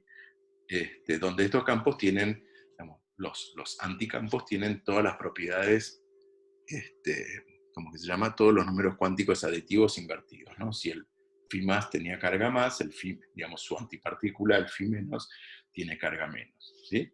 ¿Okay? Para el phi cero no tendría eso, pero sí tiene, digamos, el phi cero tenía isospin débil menos un medio, entonces el anti-phi cero va a tener isospin débil más un medio, ¿ok? ¿De acuerdo? Bueno, por una cuestión histórica y de comodidad, se define como menos, el doblete se define con un menos el antificero, ¿ok? Pero bueno, si ahora entonces yo le agrego este otro término, ¿sí? Entonces con eso yo genero masas para, digamos, los quarks U y también para los quarks, digamos, los quarks C y los quarks T, que son los que siempre están en la parte de arriba del doblete débil, ¿sí? En realidad, digamos, más que el quark U y el quark T, yo tendría que poner, digamos, los quarks que son, ¿se acuerdan? Los estados que me intervenían en las interacciones débiles, que no eran, digamos, el quark D, el quark S y el quark B, sino que eran combinaciones lineales de ellos, ¿sí? Entonces yo tendría que poner lo que llamamos en su momento los autoestados de las interacciones débiles, ¿sí? Que eran estos estados de prima, que eran combinaciones lineales de los tres, ¿ok? Pero eligiendo convenientemente, digamos, los valores de las constantes, de estas Gs que están en los términos, uno, digamos, es fácil, digamos, ver que uno puede generarle términos de masa a los quarks físicos, al D, al S y al B, y no a los quarks primados, que eran digamos, los autoestados de las interacciones débiles. ¿Ok? Eso lo habíamos discutido un par de clases atrás. En todo caso, digamos, revísenlo, ¿ok? Porque, digamos, va a ser importante para la próxima clase cuando hablemos de los neutrinos, ¿sí? O sea, en el caso de las interacciones débiles, uno lo que veía era que los quarks que intervenían en la interacción débil no eran exactamente, digamos, el quark T, el quark S y el quark B, sino una combinación lineal entre, digamos, combinaciones lineales entre ellos. ¿Okay? Esos eran los estados que diagonalizaban las interacciones débiles. Es decir, que había una especie de mixing, ¿sí? Entre los distintos quarks. ¿Okay? Pero bueno, de esta manera uno le puede, digamos, generar masas para, digamos, para todos los quarks. Y podría eventualmente, agregándole un término parecido, generarle masa a los neutrinos. Pero por ahora eso no lo necesitamos. ¿Ok? ¿Sí? Genial. Bien. Ok. Entonces, ahora, ¿cuál es, digamos, la prueba? ¿Cuál es la prueba experimental de que las cosas efectivamente son así? ¿Sí? ¿Cómo se pudo determinar que realmente las masas son, digamos, son generadas a través del mecanismo de ruptura espontánea y no de otra manera? Bueno, en realidad uno no puede demostrar, ¿sí?, que sea esto. Lo que uno puede demostrar es que todo lo que uno observa es compatible con que las cosas fueran así, ¿ok? ¿ok? Y entonces uno puede medir si hay alguna desviación con respecto, digamos, a lo que, digamos, predice, digamos, el modelo con esta, digamos, con esta forma de unificación electrodébil y con esta forma de ruptura espontánea, ¿sí? Y eso es lo que les digo que, digamos, hasta ahora, digamos, no hay digamos, ninguna evidencia que contradiga eso, ninguna evidencia experimental, ¿sí? Claro, pero bueno, ¿cuál es la evidencia, digamos, asociada a que realmente, digamos, esté el Higgs? Bueno, claro, Higgs, digamos, propuso digamos, el mecanismo de ruptura espontánea para darle masa a los bosones electrodébiles, digamos, y además dijo, bueno, asociado al campo de ruptura espontánea va a haber una partícula que se va a manifestar como un bosón y que va a tener estas propiedades y que va a interactuar, digamos, con el resto de las partículas, ¿no? Eso digamos, él lo propuso en 1964, y desde entonces, digamos, se trató de encontrar alguna evidencia asociada, digamos, al Higgs, ¿sí? Pero como les decía, por un lado, el Higgs resultó tener una energía bastante alta, ¿sí? Y la probabilidad de interacción con el resto de las partículas resultó ser tan chiquita, ¿sí? Que, digamos, experimentalmente solo hace muy poquito tiempo digamos, se pudo verificar eso, ¿sí? Para eso, digamos, lo que hicieron fue, la clase pasada yo les había hablado de ese acelerador electrón-positrón, digamos, que estaba construido en Suiza, ¿sí? En realidad un pedazo en Suiza, un pedazo en Francia, y donde se habían medido los acoplamientos, digamos, del Z0, ¿ok? Y del Z0 con el W más y el W menos, ¿sí? Eso era digamos, un acelerador donde se aceleraban electrones y positrones hasta 200 gigaelectronvolts, que tenían, no sé, más de 27 kilómetros de circunferencia. Bueno, en el 2001 eso digamos, se terminó de operar, ¿ok? Y en el mismo túnel, ¿ok? Que ya estaba excavado, digamos, se sacó el acelerador de electrones y positrones y se construyó un acelerador digamos, de protones. O sea, con la idea de hacer chocar, digamos, protones contra protones a una energía mucho más alta, ¿ok? Utilizando, digamos, la técnica digamos, de imanes superconductores, de ultravacío y demás cosas. Pero además, el hecho de que, digamos, todos los aceleradores circulares tienen una limitación asociada al hecho de que una partícula cargada, digamos, cuando hace una trayectoria circular, obviamente está acelerada, y una partícula cargada acelerada emite radiación, ¿sí? Entonces, ¿qué es lo que pasa? Llega un momento en que la energía que uno le está dando, digamos, cada vez que el electrón da una vuelta, ¿sí? Y lo acelera, esa energía se pierde por radiación, digamos, electromagnética, ¿sí? Para reducir la pérdida es que se hacen, digamos, aceleradores circulares cada vez más grandes, porque cuanto mayor es el radio, menor va a ser digamos, la pérdida por radiación. Pero, de todas maneras, hay un límite, ¿sí? Entonces, la idea para alcanzar mayor energía fue utilizar en vez de electrones, protones. ¿Por qué? Porque un protón, digamos, lo que se llama, pierde la misma cantidad digamos, de energía por radiación electromagnética, pero se lo puede, digamos, acelerar a una energía muchísimo mayor. ¿Ok? Bueno. Claro, digamos, no solo los aceleradores son, digamos, el acelerador es gigantesco, ¿sí? Sino que también los detectores, digamos, aumentaron digamos, en el nivel de sofisticación digamos, por los avances en las electrónicas y también por el tamaño, ¿sí? Digamos, acá, fíjense, hay una personita, ¿sí? Si comparan con el tamaño de los aceleradores anteriores, esto es, digamos, no sé, seguramente sea un orden de magnitud más grande, más todos los avances relacionados con, imagínense, todo lo que avanzó la electrónica entre, digamos, los años 80, cuando se construyó el LED, y, digamos, el 2000, o sea, 30 años después. ¿Ok? Bien. En 2009, este acelerador empezó a funcionar Y en 2012, digamos, descubrieron la primera evidencia compatible con que, digamos, realmente exista el mecanismo de ruptura espontánea y que haya digamos, una partícula de Higgs que se acopla con las demás, ¿sí? En el 2013, pobre, bueno, Higgs tuvo que esperar, pero bueno, por suerte estaba vivo cuando descubrieron su partícula y le dieron, digamos, el Nobel, ¿sí? O sea, el descubrimiento del Higgs de alguna manera fue la culminación de una búsqueda que duró muchísimos, muchísimos años, ¿no? Porque cada vez que, digamos, se construía un acelerador, se lo hacía con la esperanza de, digamos, de obtener evidencias asociadas al Higgs, y eso no ocurría, así, no ocurrió, digamos, con montones de aceleradores que se construyeron antes, ¿no? Y recién, digamos, eso pasó digamos, hace poquito, ¿no?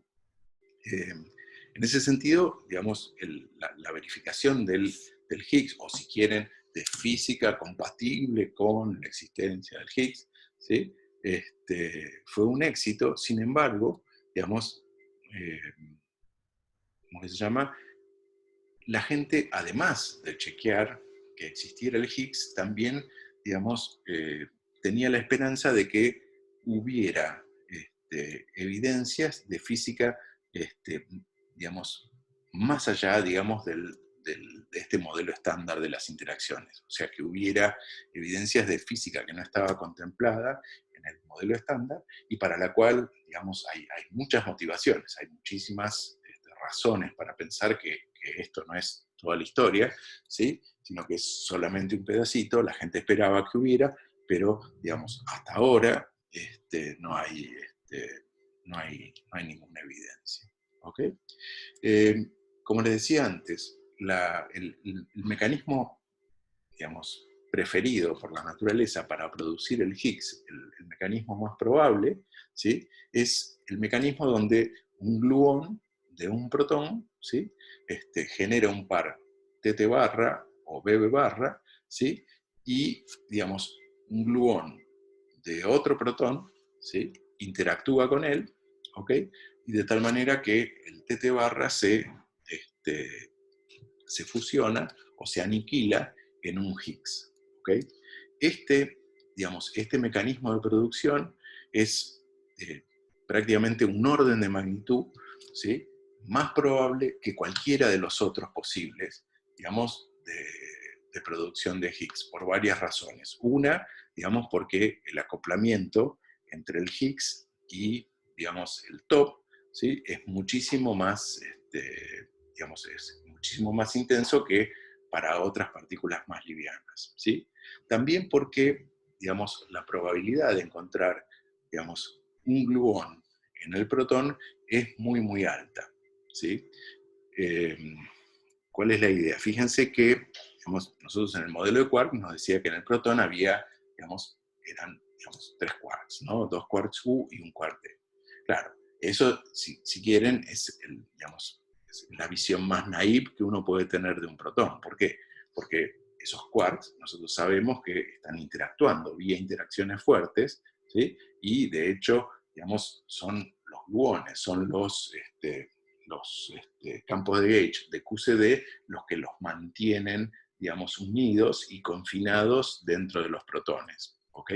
Entonces, digamos, hay una probabilidad no nula, y de hecho muy grande, de que cuando uno hurga dentro de un protón, lo que encuentra es un gluón, ¿sí? De hecho, los gluones llevan más del 50%, digamos, del impulso del protón, ¿ok?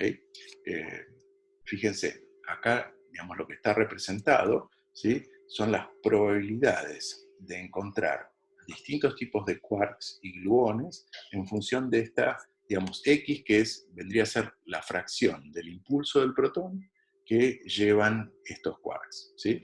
En el modelo, digamos, más naive de quark, ¿sí? Uno diría, bueno, yo tengo 2 quarks U y un quark D, entonces más o menos lleva un tercio digamos, del impulso del protón cada uno, ¿ok? Y, bueno, y nada más. Sin embargo, cuando uno, digamos, tiene en cuenta que estos U's y estos D's están interactuando entre ellos y están intercambiando gluones, entonces, digamos, ¿qué es lo que pasa? Aparece, digamos, una probabilidad cada vez más grande de encontrar no solo gluones, ¿sí?, que es la línea esa roja, y que en realidad está representada la densidad de probabilidad de los gluones sobre 10, o sea que los gluones son muchísimo más probables, digamos, en casi todo el rango de fracciones de impulso que los quarks, ¿sí?, sino también aparecen, digamos, la probabilidad de que ese gluón, por ejemplo, radie, ¿sí?, y emita un par quark, antiquark, ¿sí?, de distintos sabores, bueno, y eso, digamos, lo que hace es generar, digamos, o hace que, digamos, dentro del protón yo pueda encontrar quarks U barra, D barra, S barra, C barra, ¿sí?, etcétera, ¿ok? Entonces, porque los gluones son muy, ¿cómo que se llama? Llevan una fracción que es muy significativa del impulso del protón, ¿ok? Y ellos sí pueden eventualmente crear pares T anti-T, es que este proceso es la forma, digamos, favorita de producción de Higgs en colisiones protón-protón, ¿sí? Otro proceso, ¿sí?, que también da lugar a producción de Higgs, pero es mucho menos probable que el anterior, es, por ejemplo, que, digamos, un quark de un protón, un quark del otro, interactúen, ¿sí?, emitiendo bosones W o Z, y esos bosones W y Z se acoplen a un Higgs, ¿sí?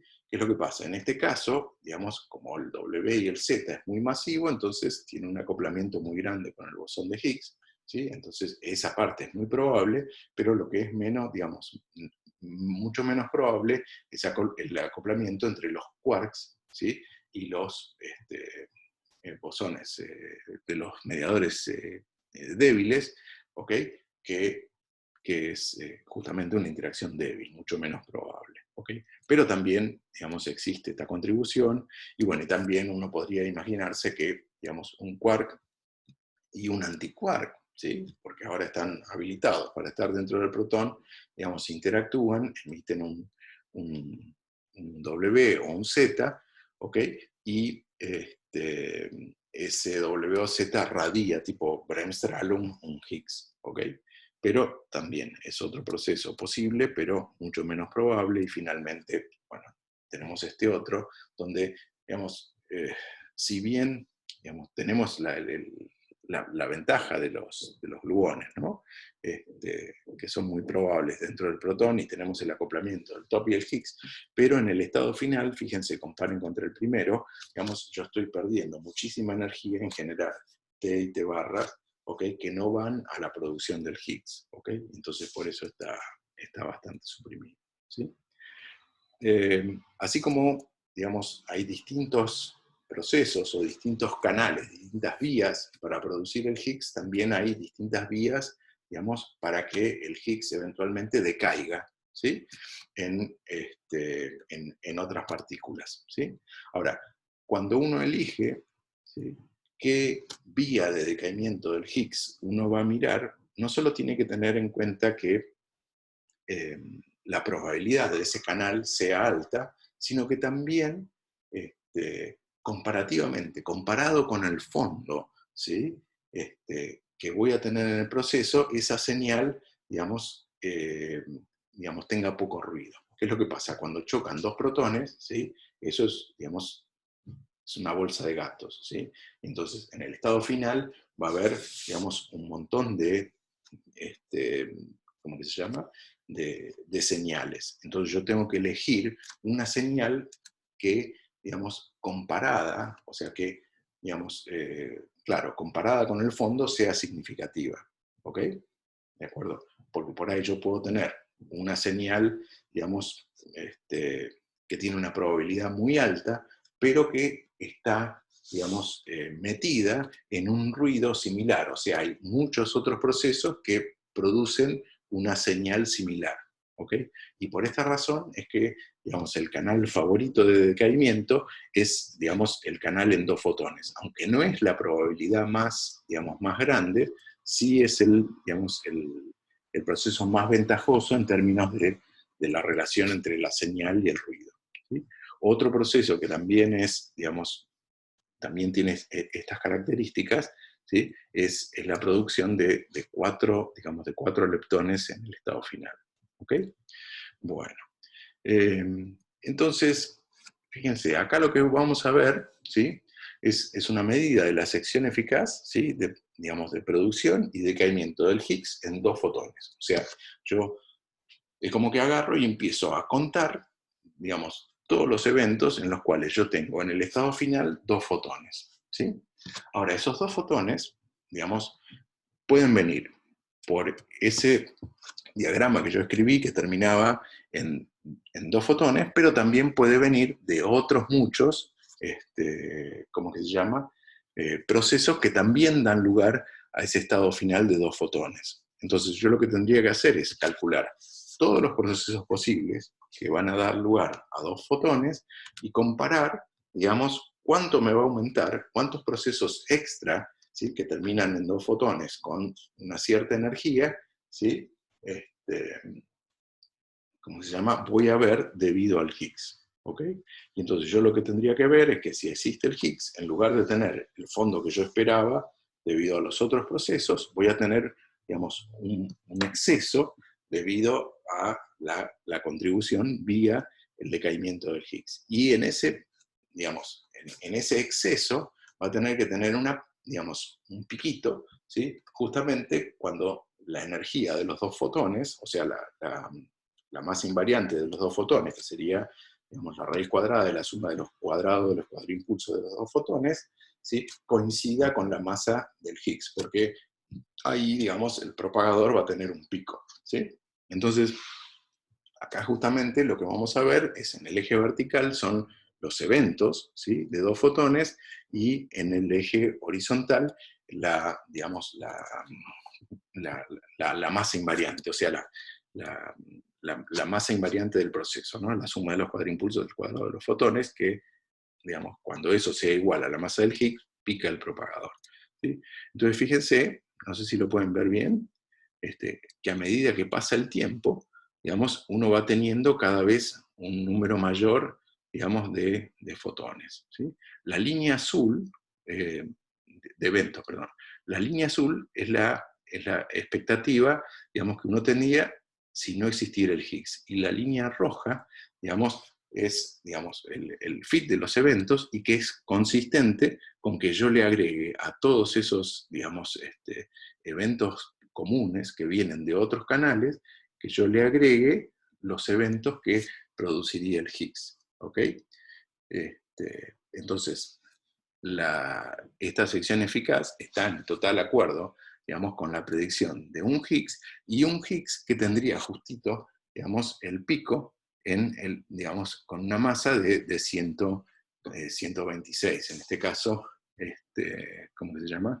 Gigaelectronvolts, que es donde se ve ese piquito, ese exceso sobre la curva azul, que es, digamos, es la evidencia, digamos, del exceso debido al canal con el Higgs, ¿ok?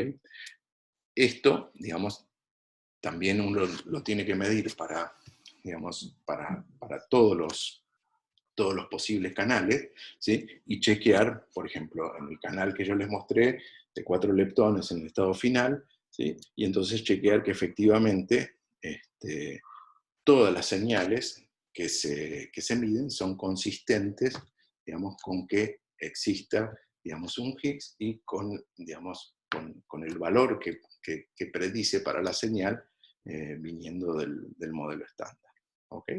No sé si hasta ahí está más o menos claro. ¿Sí? Sí, se entendió re bien. Ok, bueno. Entonces, digamos, y otros muchísimos procesos, o sea, todo lo que se mide, digamos, y se ha medido en los últimos, ¿cuántos años son? Casi 10, son consistentes con que efectivamente digamos, el mecanismo a través del cual se le da masa, ¿sí? Sea esta partícula. ¿Ok? Bien. Bueno, ustedes me van a decir, pero ¿por qué, digamos, si la idea esta de la ruptura espontánea la propusieron hace 50 años y no encontraban nada, ¿por qué la gente se emperró, ¿sí?, en que las interacciones débiles tuvieran, digamos, esta simetría SU2 y no otra? ¿Por qué no buscaron alguna otra manera? Si no, digamos, si durante 50 años, ¿sí?, no había evidencia experimental, ¿sí?, que justificara, digamos, esto, ¿por qué la gente no buscó, digamos, otra teoría, ¿sí?, para las interacciones débiles o electrodébiles, si quieren? Bueno, la razón es que las teorías, digamos, de gauge, ¿sí?, SU2 y U1, tienen una ventaja con respecto, digamos, a las otras teorías de campos, que es enorme y definitoria, ¿sí?, y que está relacionado con lo que se llama renormalizabilidad. ¿Okay? La idea es la siguiente. Yo les había contado que uno tiene, digamos, un lagrangiano, ¿sí?, hace perturbaciones, y entonces para un proceso cualquiera, el que sea, ¿sí?, uno tiene que ir calculando orden por orden en la serie perturbativa. ¿Okay?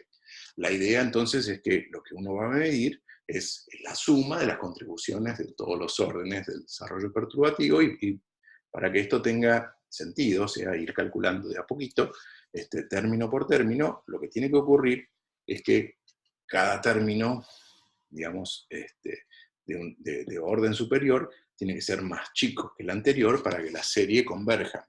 ¿Ok? ¿Sí? Si no, no tiene sentido hacer el desarrollo perturbativo. Eventualmente nosotros habíamos dicho que uno puede pensar como si las cosas fueran, digamos, al orden más bajo, y entonces introducir digamos, un acoplamiento efectivo, y ese acoplamiento efectivo, bueno, hereda la dependencia en la energía que viene de las contribuciones de los distintos términos del desarrollo perturbativo, y eso se chequea, digamos, perfectamente. O sea, la teoría me predice cómo va a ser esta dependencia en energía del acoplamiento efectivo, y eso es, digamos, algo que yo puedo chequear. ¿Sí?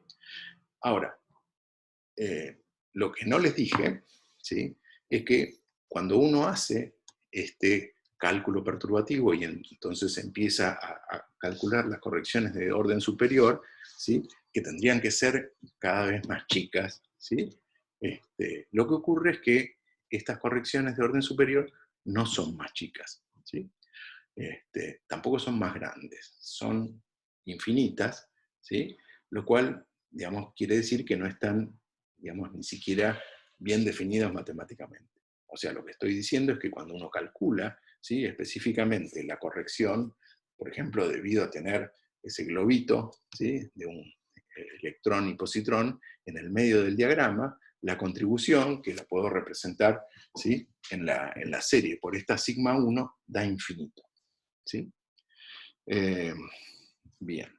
Claro, uno en física muchas veces encuentra, digamos, infinitos en cálculos, incluso, no sé, de física 3, cuando toma un problema físico y lo divide en partes que no son físicas. O sea, uno toma un problema, ¿sí?, que está, digamos, un observable, y lo divide en pedazos, ¿sí? Y lo que muchas veces pasa es que los pedazos en que uno divide la cosa, ¿sí?, que reflejan la forma en que uno está haciendo la cuenta, ¿ok? Esos pedazos cada uno son infinitos. Pero bueno, uno no se asusta, y ¿qué es lo que hace? Lo que hace es, de alguna manera, introducir un regulador, qué sé yo, si lo que hace diverger es una integral, integra hasta un cachito antes de que se produzca la divergencia, hace calcula todas las partes, las junta, y entonces cuando uno las junta, digamos, se cancela la dependencia en el regulador y el resultado es finito. ¿Ok? Bueno, sin embargo, cuando uno hace eso, para estos ¿cómo que se llama? contribuciones perturbativas, para estos términos del desarrollo perturbativo, las divergencias subsisten. ¿Ok? Y durante mucho tiempo se pensó que esto era, digamos, la muerte de las teorías de campo. Porque fíjense, si, digamos, yo estoy calculando un observable, ¿sí? Ese observable yo lo mido, digamos, y me da, no sé, un número, y si yo por otro lado hago la cuenta y esa cuenta me da infinito, entonces, digamos, tendría que tirar esa teoría, ¿ok? Muchas veces pasan que teorías que no son, digamos, completas, que son teorías efectivas, al primer orden, digamos, del desarrollo perturbativo funcionan bastante bien, pero cuando uno trata de hacer, digamos, las correcciones, ¿no? Por los términos adicionales del desarrollo perturbativo, las correcciones explotan, ¿sí? Eso es, por ejemplo, lo que le pasa a la teoría de Fermi, ¿sí? La teoría efectiva de Fermi con el producto de las corrientes, ¿sí? Y a muchas otras. Sin embargo, digamos, lo que la gente se dio cuenta, ¿sí? Feynman, Stuckelberg y Pauli, fue que a pesar de que aparecían estos infinitos en la teoría, se podían regularizar, ¿sí? Y que, fíjense, la idea es la siguiente. El observable que yo mido es la sección eficaz, es la probabilidad de un proceso físico, ¿sí? Entonces, podría ser que, si bien, digamos, el término del desarrollo perturbativo, supónganse eso que está representado como sigma 1, sea divergente, pero esa divergencia se cancele, digamos, por el parámetro que viene del lagrangiano, ¿sí? Y de esa manera, el resultado final sea finito. Entonces, lo que yo estaba haciendo mal es dividir, ¿sí? Digamos, mi proceso en términos de dos cosas que no son físicas. Ni el parámetro, digamos, que venía del lagrangiano, alfa 0, que es el acoplamiento, la masa, lo que fuera, y el resultado del cálculo a un cierto orden del desarrollo perturbativo. ¿Ok?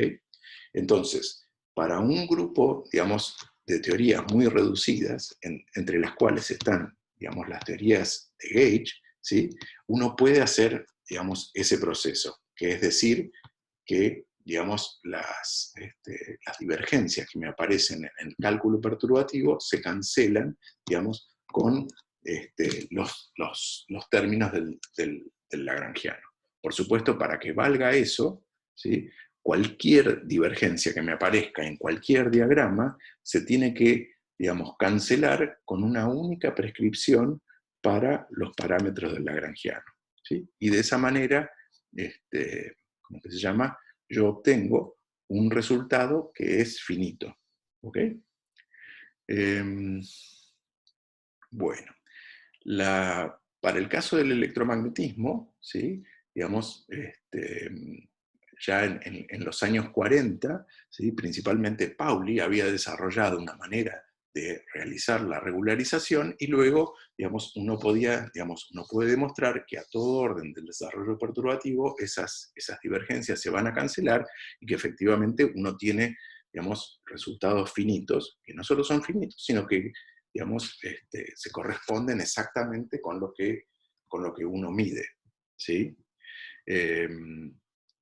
Digamos, para las teorías de Gage, ¿sí? Y en particular para las teorías de Gage no abelianas, eso recién, digamos, se pudo demostrar en los años 70, ¿sí? Y, digamos, justamente fue Toft el que demostró que estas teorías, digamos, de Gage no abelianas sí eran renormalizables. O sea, sí uno podía, digamos, efectivamente cancelar todas las divergencias. La técnica, digamos, necesaria para chequear, digamos, la cancelación de estas divergencias, ¿sí? En las teorías de Gage, digamos, la que más se usa es lo que se llama la regularización dimensional, que es una manera, digamos, particular de, ¿cómo es?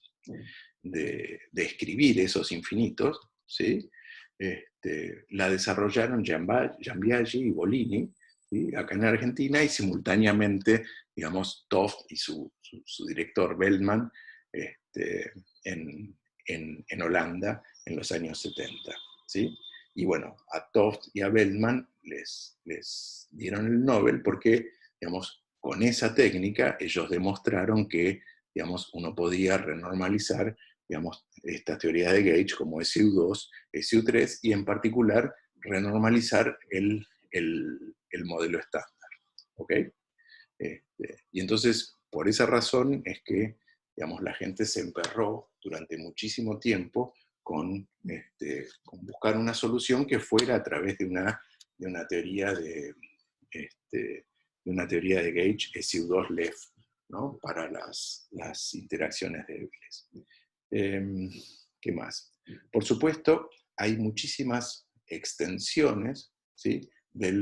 digamos, del modelo estándar, o sea, variaciones del modelo de las interacciones que nosotros presentamos hasta ahora, y algunas de las cuales, por supuesto, digamos, tratan de resolver este problema de los infinitos de otra manera. ¿Sí? ¿Por qué? Porque si bien es efectivo, uno hace la cuenta, da numéricamente bien, digamos, es un poco desagradable, ¿sí? El hecho, digamos, de tener que renunciar, digamos, a la imagen, si quieren, de los parámetros del lagrangiano, ¿no? Como cosas casi medibles. Pero, bueno, de una manera es cierto que, digamos, los parámetros del lagrangiano no son no observables, sino que, digamos, los observables son aquello que uno calcula con esos parámetros, ¿no? Pero bueno. Hay extensiones, digamos, del modelo estándar donde este problema de los infinitos no existe, ¿sí? Y una de esas extensiones es lo que, digamos, se conoce como supersimetría, ¿sí? Quizás la más famosa, donde de alguna manera se extienden las simetrías del espacio-tiempo, ¿sí? Y si quieren, la consecuencia fenomenológica más directa de esta extensión supersimétrica del modelo estándar es que, digamos, a cada fermión del modelo estándar le corresponde un bosón y a cada bosón le corresponde un fermión, ¿sí? Y entonces, por ejemplo, digamos, si en el modelo estándar tenemos electrones, digamos, de spin semientero, y que son fermiones, en esta extensión nos aparecen selectrones, que son, digamos, partículas de spin entero y que se comportan como bosones, y lo mismo, digamos, para los bosones de Gauge. Si en el modelo estándar yo tengo bosones, que son, los mediadores de Gauge, que son bosones, son partículas de spin entero, digamos, tengo los compañeritos supersimétricos, serían fermiones de spin semientero. Entonces, por ejemplo, digamos, asociado a nuestro fotón, habría un fotino, ¿sí? Que tiene spin entero.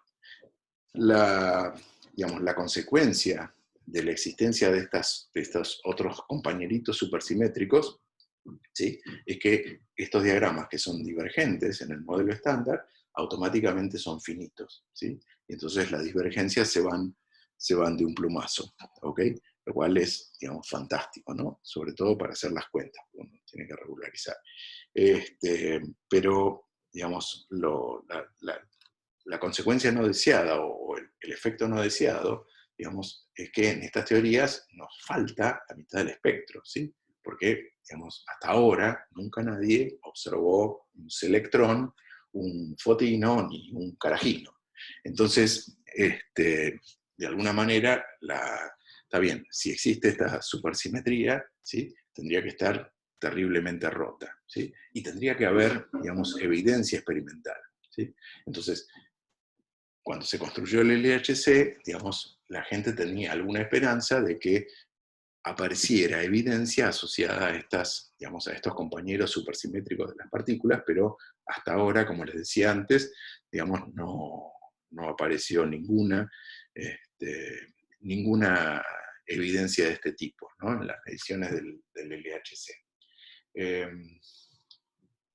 Incluso, claro, uno puede decir, bueno, por ahí no vieron estas partículas supersimétricas porque tienen una masa muy grande y, digamos, estamos muy lejos de la masa, pero, digamos, al uno poner cotas, al uno decir, bueno, si yo medí hasta esta energía y no apareció, es porque no está, ¿sí?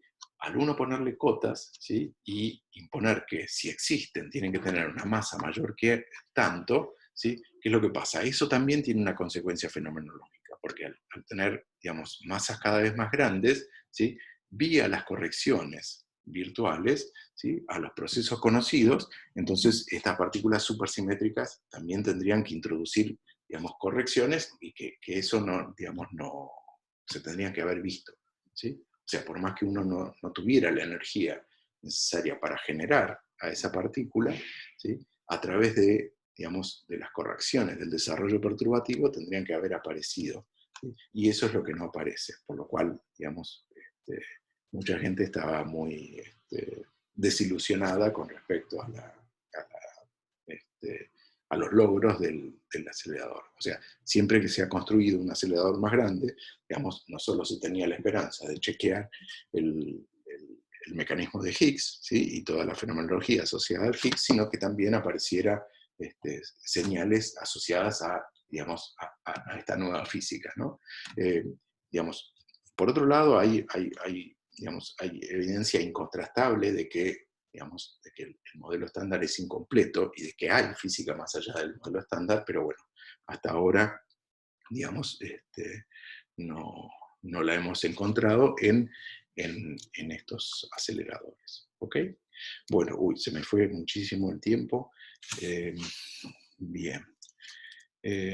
Vamos a parar acá y la clase que viene yo les voy a contar un poquito de qué pasa con los neutrinos, ¿sí? Y el problema, digamos, o si quieren, cómo es el tema de los neutrinos y la masa de los neutrinos, y también vamos a hablar de un poquito de una simetría muy importante que es la simetría de CP, ¿ok? Pero bueno, eso yo se los cuento la clase que viene. Y el lunes, ¿sí? Va a ser la última clase, y en la última clase Matías nos va a contar un poquito de algo que estuvo ausente hasta ahora, ¿sí? En nuestra descripción de la estructura de la materia, que tiene que ver, bueno, en parte con, digamos, con cómo extender, ¿sí? El modelo estándar utilizando otras ideas, y también, digamos, cuál es la relación, digamos, con la gravedad en todo esto. ¿Ok? No sé bueno, si tienen preguntas sobre esto. No, yo por ahora no. Ok. Bueno, bien. Entonces le voy a pasar la posta a Matías. Dale. Un segundito. Hacemos pausa como siempre y arrancamos la práctica.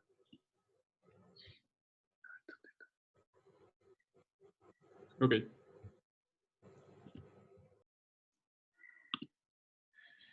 Ok, bueno, gente, nos vemos entonces.